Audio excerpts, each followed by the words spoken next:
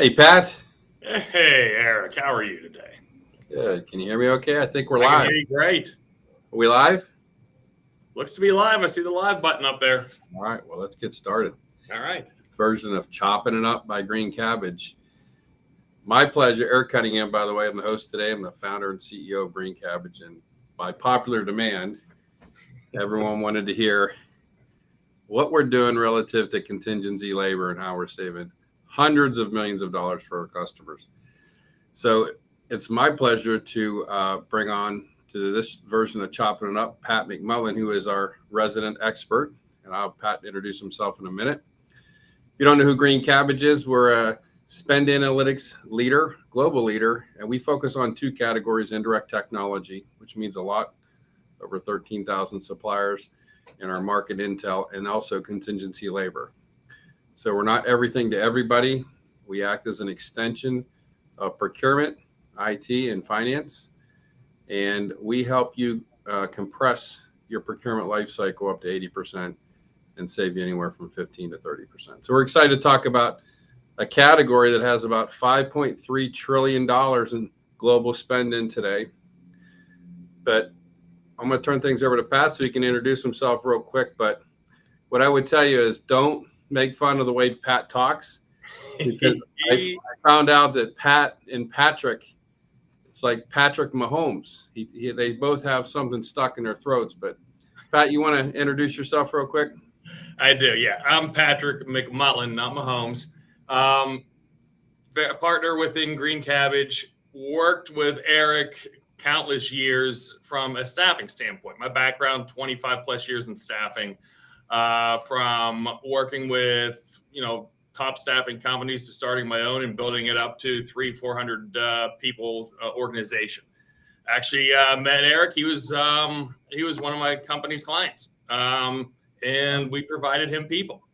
And so, if you look at that, did I always give Eric the best deal on people? I was fair, but I could probably give him a better deal. And when he created Green Cabbage from a indirect technology spend analytics standpoint, I looked at it and I was like, here's where a good synergy is from contingent workforce.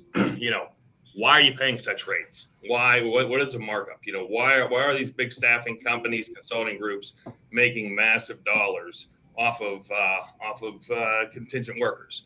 And so, like Eric was saying, we put together a platform and ingested millions and millions of data points based on years of experience, people we know, and up popped our new platform within contingent workforce, all in one workspace. Thanks, Pat.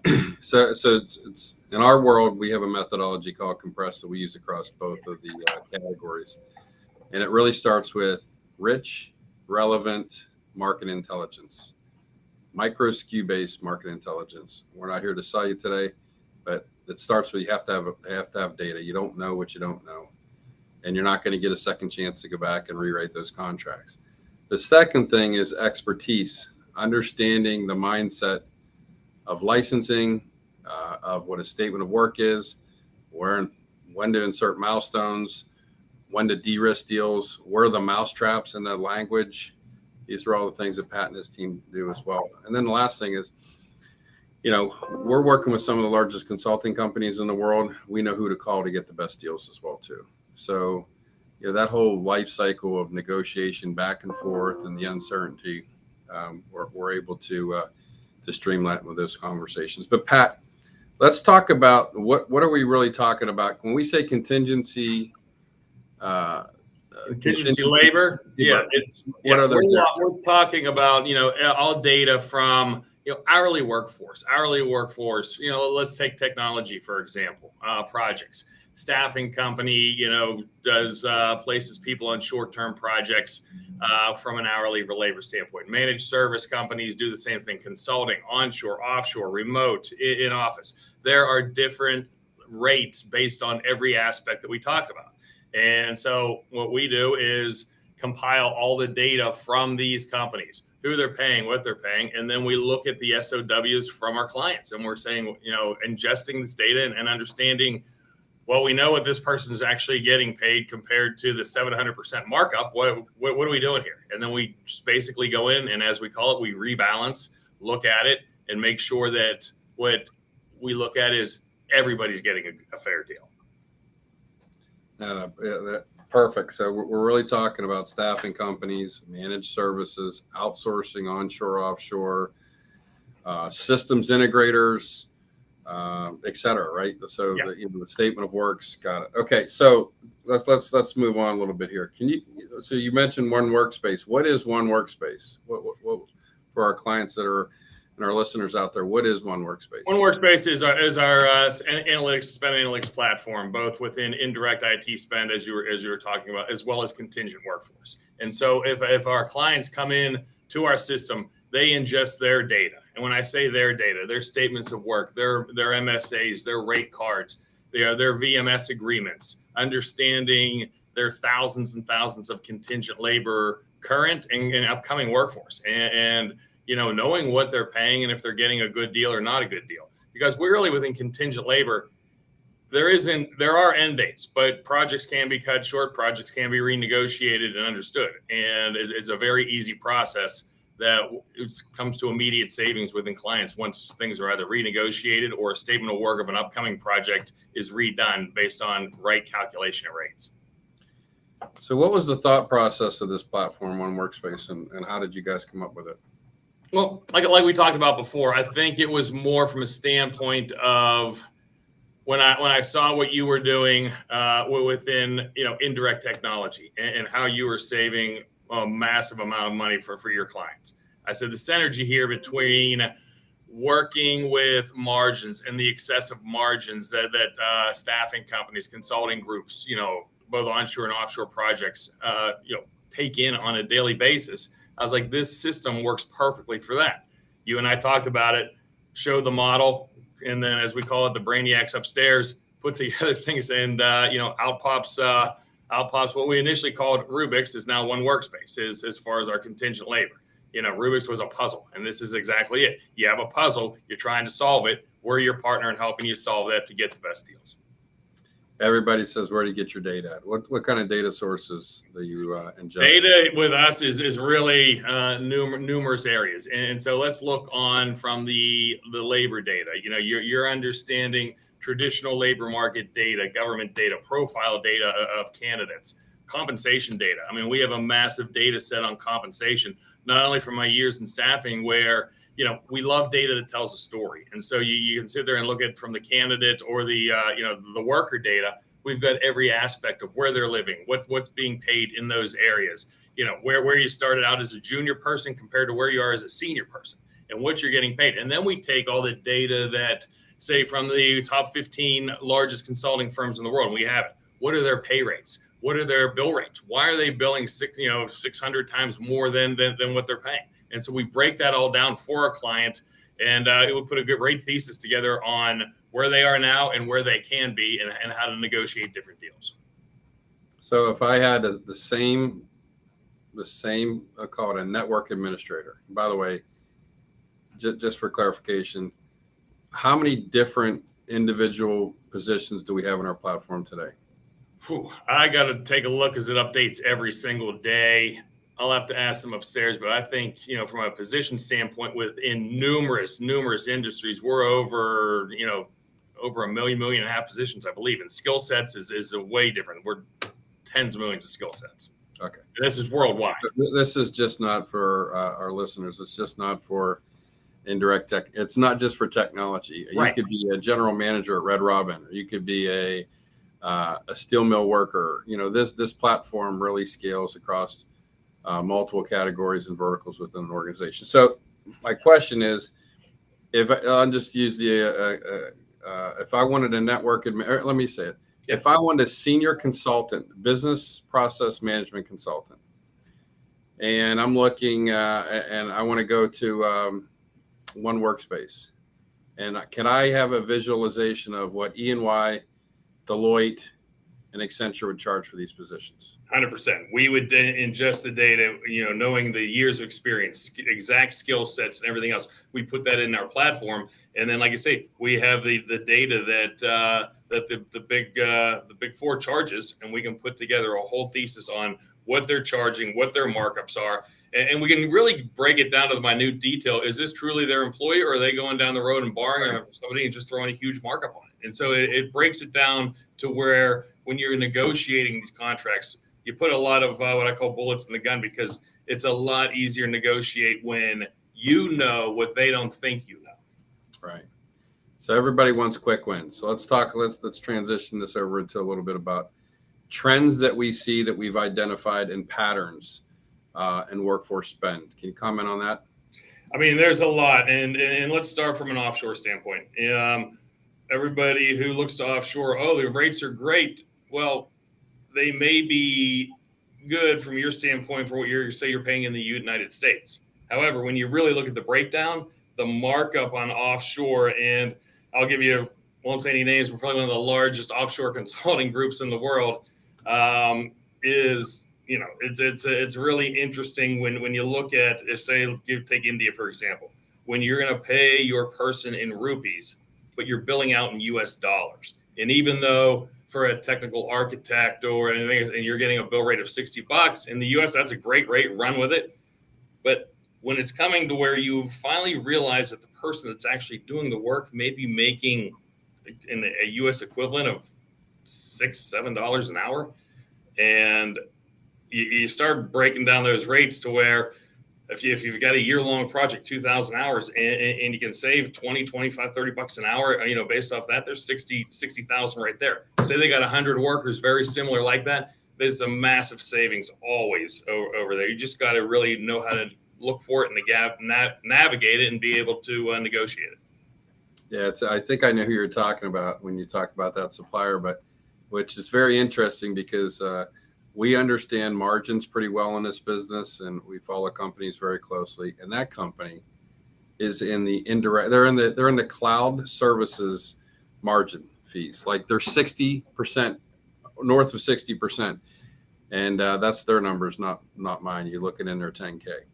So okay, Pat, let's talk a little bit. Let's go basic stuff, right? So not everyone has the big four, right? And we got that covered, but now you're talking mid-market, you're talking SMB. Again, we service over 1,000 indirect and direct clients across the globe. Largest private equity companies, largest healthcare companies, largest retail companies. But we also have, I would call mid-enterprise companies as well too. But this data set that we have, margins are margins. All right. It's not about, volume of spend does mean something, but margins are margins. Talk a little bit about a recent, I know you and the team do a lot of these, but let's just break it down into a staffing use case that we've recently done and what those kind of results are, and how did you get to those results? Yeah, so we have I'll give you an example. We have a large financial client, and they're a big client. And like I say, we deal with people that have, 15, 20 contingent workers. We deal with companies that have 2,000 plus. And so you look at it, but you're right, margins are margins. And what's not written in stone is, how do you get to that? How do you get that margin? And there's no rhyme or reason of, when staffing companies are looking, they got access to pretty much the same people. If I'm sitting here working at my house and you're working for one of the big four, but big groups, but we both call the same guy at the same time, 2 different projects, similar, I'm billing them out at $100 an hour, but you get to bill them out at $300. Why?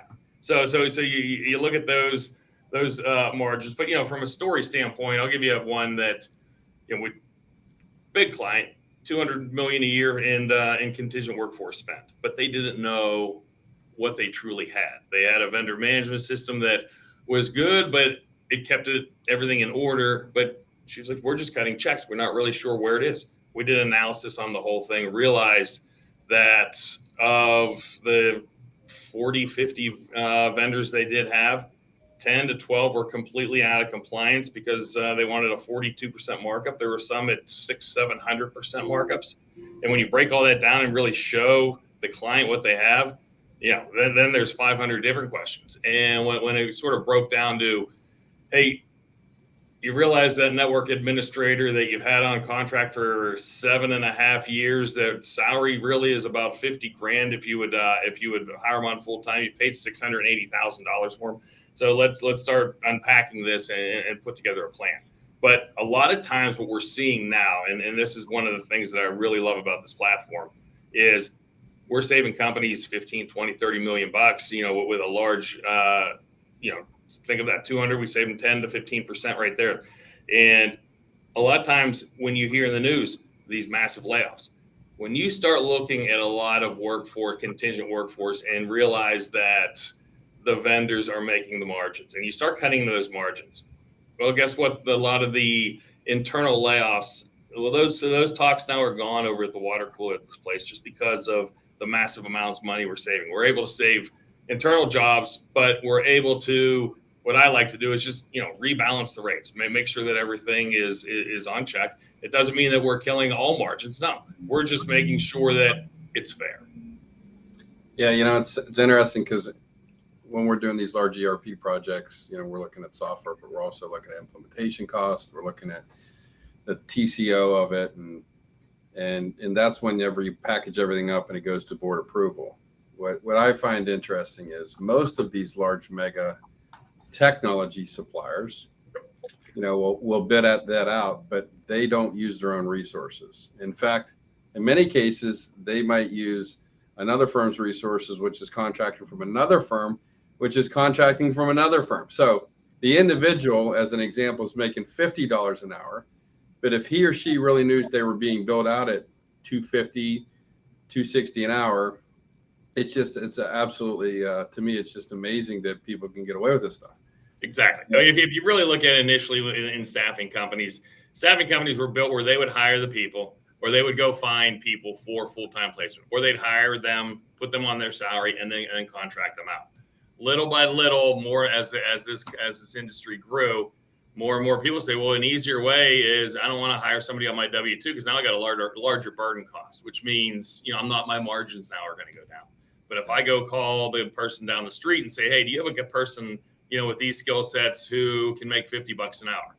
Sure. Well, that company was going to go down to the next person down the street and say, hey, I got a kind of thing. Can you find somebody for $35 an hour? And so it's an onward trend. But at the end of the day, the one who's footing the bill is the end client. And if they're paying $300 an hour for a guy that's probably making $25. Yeah. So it happens all the time. Think of the work from home that we got hit up with COVID, and a lot of people, when COVID hit, people were hard to get, right? The rate cards kind of got put to the side.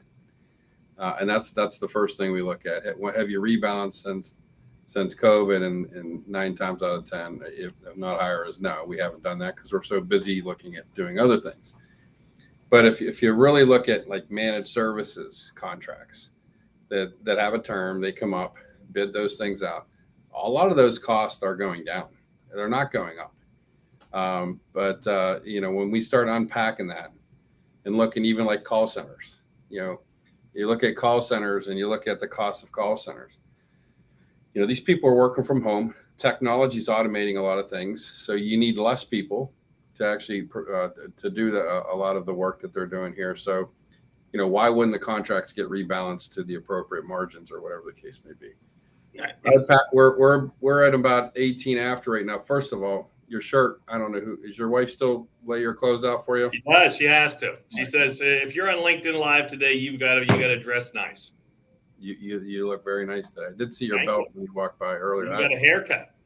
I did. A little bit. But let's talk one more story here. So, Pat, one more story. Let's share another story with the team, and then we're going to tell everyone how they can get involved in a no-cost benchmark, which I mean, no cost. We'll look at your data, give you some feedback. If you want to work with us, great. If not, take the data and go save money.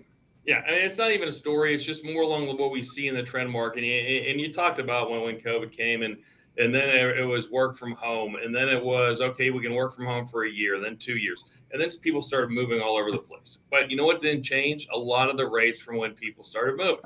And so if you're looking at contingent workforce, and you're looking, and what we see a lot of is, people or companies who are making still New York City rates when the person was based in New York City, but now they decided to move to Hoover, Alabama. Okay. And there's a whole cost of so you sort of break that down as far as, hey, person's in Alabama now, you shouldn't be paying 175. The going rate there is probably about 135. We know he's making, $60 an hour. So let's readjust some things. And so we sort of break that down to him, but we sort of just show the picture on everything he can do from a contingent standpoint based on our years of experience. There's no nightclubs in Hoover, Alabama either. I mean, couple. I've been there. You have? I have. All right. So if you're interested, our website's www.green-cabbage.com. You can go on there and fill out a contact form and submit that form, and one of our representatives will get back to you. And we're happy to take one of your use cases, do a quick analysis on it. Like I said, we have this massive market intel expertise, give you some feedback on it, and hopefully we can help you save some money and use that money towards reinvesting in your people, reinvesting in technology, reinvesting in the business, or maybe it's just flat out EBITDA for you as well too. But any last words, Pat, before we I think the big thing of this is you don't go to school to be in staffing. Number one, you don't go to school to really understand what rates are. And so any help that people can get in their day-to-day jobs, it's a massive overflow. And that's what we're here for. We have the intelligence, we have the data, and we're here to help partner with you in order to, rebalance this whole workforce spend. Yeah, extension of your team. Don't stand on the sidelines any longer. Let's get in the game. Let's get on the field. Let's play together and let's create some outcomes.